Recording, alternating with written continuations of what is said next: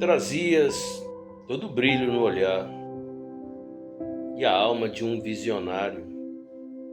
Eras um nobre sonhador, um coração missionário.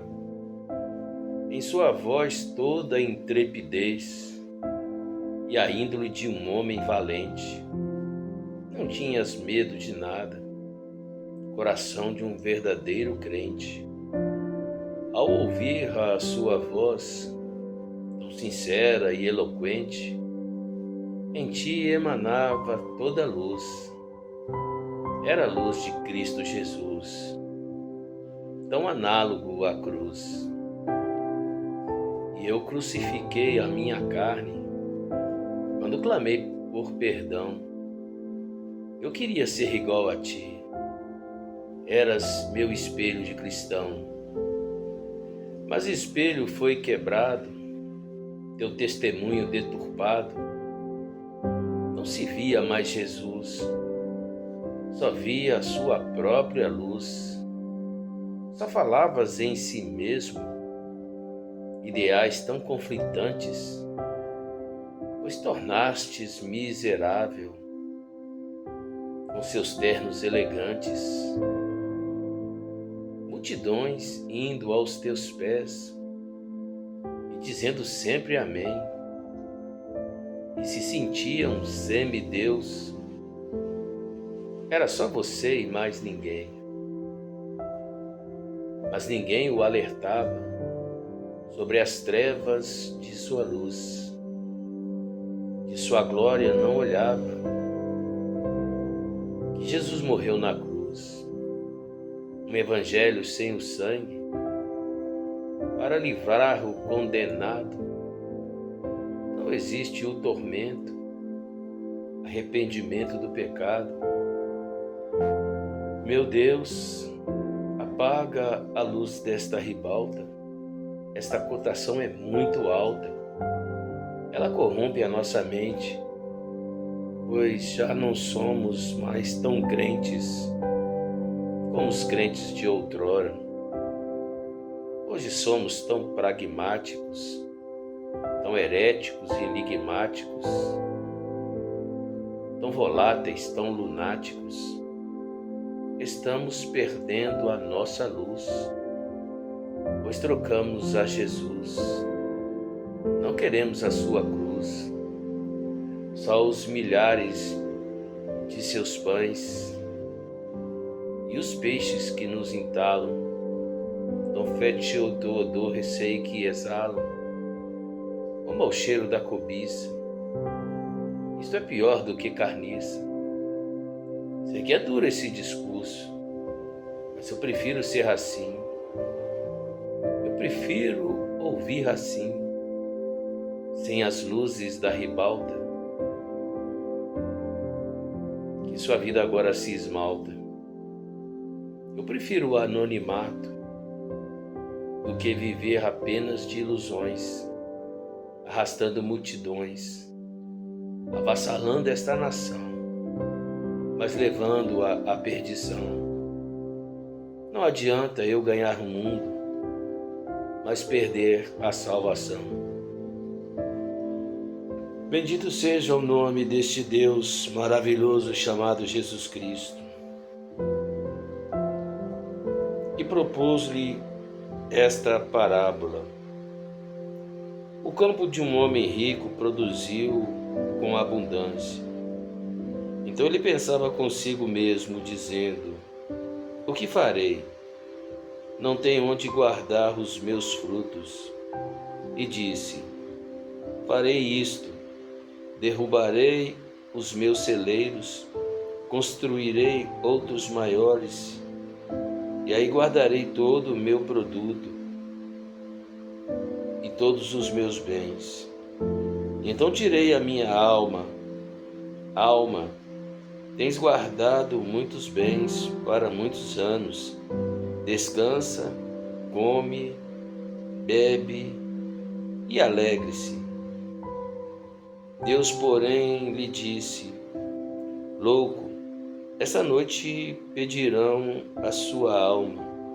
E então o que tens preparado, para quem ficará? Assim é aquele que não ajunta tesouros. Assim é para aquele que para si junta tesouros e não é rico para com Deus. Evangelho de Jesus, escrito por Lucas, capítulo 12, a partir do versículo 16 até o versículo 21. Esta parábola me trouxe a reflexão de uma história que me veio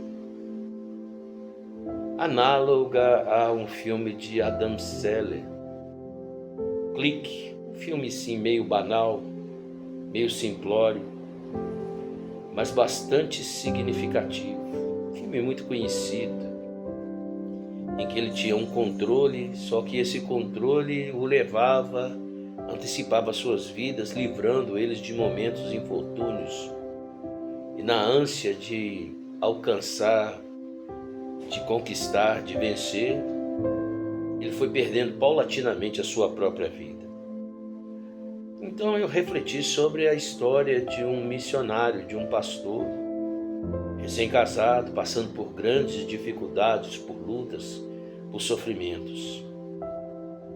E não entendia por que passava por tantas lutas e ficava ao mesmo tempo murmurando e de forma subjetiva por causa da sua situação. Algo também muito parecido com o Salmo 73 de Asaf, quando ele olhava a prosperidade do ímpio e de repente ele compreendia e se sentia angustiado, melhor dizendo, por causa da situação tão contraditória que ele vivia. Assim era esse jovem missionário. Mas ele teve um sonho que eu disse análogo a Dan Selig naquele filme. Porque de repente ele começou no seu sonho a galgar espaço, algo também relativo ao poema que eu mencionei no início. Ele tornou-se no sonho um grande pregador, conhecido por toda a nação, indo a outros países, mas tão distante, tão vazio de Deus. Havia largado, não estava com sua esposa que tanto amava, havia arrumado uma outra mulher e vivendo uma vida superficial. E quantos, infelizmente, não são desta forma? Na verdade, isso é uma metáfora tão verdadeira. O homem pensa demais por si no que quer ganhar e esquece dos valores que são imprescindíveis. Algo também profundamente análogo a este texto do livro escrito por Lucas no capítulo 12. Jesus diz algo também neste mesmo capítulo, como também em Mateus no capítulo 6, em que ele diz que nós não devemos ajuntar tesouros na terra onde minam ladrões, onde abundam ladrões e a traça corrói. A grande realidade é que ele continua dizendo que nós devemos olhar os lírios do campo que não descem. Antes ele fala que nós devemos olhar as aves do céu. Porque andais tão solícitos com o de comer? Olhai as aves do campo, dos céus, elas não plantam, elas não colhem, e no entanto Deus as alimenta. Eu costumo dizer que Deus alimenta as aves, mas é necessário que elas vá ao encontro ao alimento. Ele não coloca esse alimento no ninho. É uma outra história. Aqui estou falando daquele que luta, mas que não fica obstinadamente, obcecadamente, gananciosamente ansiando pelos tesouros da terra. E ele continua dizendo no capítulo 6, por volta do versículo 24, 25 do capítulo 6, que ele diz que se Deus alimenta os pássaros que valem 1 centavo, muito mais fará por vós, ó homens de pequena fé. E continua no seu sermão dizendo: Mestre, e quanto ao de vestir? Por que andais tão preocupados? E nós devemos olhar os lírios do campo, porque eles não tecem e não fiam. E nem Salomão, em toda a sua glória, se vestiu como um desses próprios lírios. E esses lírios são queimados, hoje existem. Eu costumo afirmar que o homem é como a erva e sua flor. nasce pela manhã, embeleza durante o dia, envelhece ao entardecer, para morrer à noite, e à madrugada o orvalho cobre o sepulcro onde jazem os seus restos mortais. Ou seja, tudo que é tão efêmero, com perdão da redundância, tão passageiro. Mas voltando à história deste jovem, distante de tudo aquilo que era a sua essência, então de repente ele havia se perdido, como no filme de Adam Selleck. Perdeu aquilo que ele tinha de mais precioso. E quantos hoje não se tornaram pessoas famosas, sejam estes cantores, pregadores, ou seja, até mesmo de outras formas, mas se perderam no seu norte, se distanciaram. O pior são aqueles que estão além de se distanciarem, estão levando tantos outros à perdição, com mentiras, com engano, levando a vida de ganância. Mas como estou falando sobre esta história deste jovem, de repente, como no filme de Adam Selleck, ele acordou e viu que era só um sonho. Então ele viu sua esposa adormecida, derramou-se em lágrimas e passou a tratar a sua esposa com muito mais carinho e entender que o propósito de Deus é muito mais profundo. Quando eu falei que Deus, ele alimenta os pássaros, mas não coloca o alimento nos ninhos, é porque nós devemos sim lutar por nossos sonhos, mas acima de tudo, confiando em Deus, confiando no seu amor e no seu cuidado. Devemos sim labutar, mas confiar, porque aí eu volto ao Salmo 73, quando Asaf reclamavam daqueles que prosperavam e eram ímpios, até que ele entrou no santuário de Deus e viu a diferença daqueles que amam a Deus e aqueles que não amam a Deus. E a conclusão deste salmo é que a vida é perecível, volto a repetir a redundância, o pleonasmo, passageira, efêmera.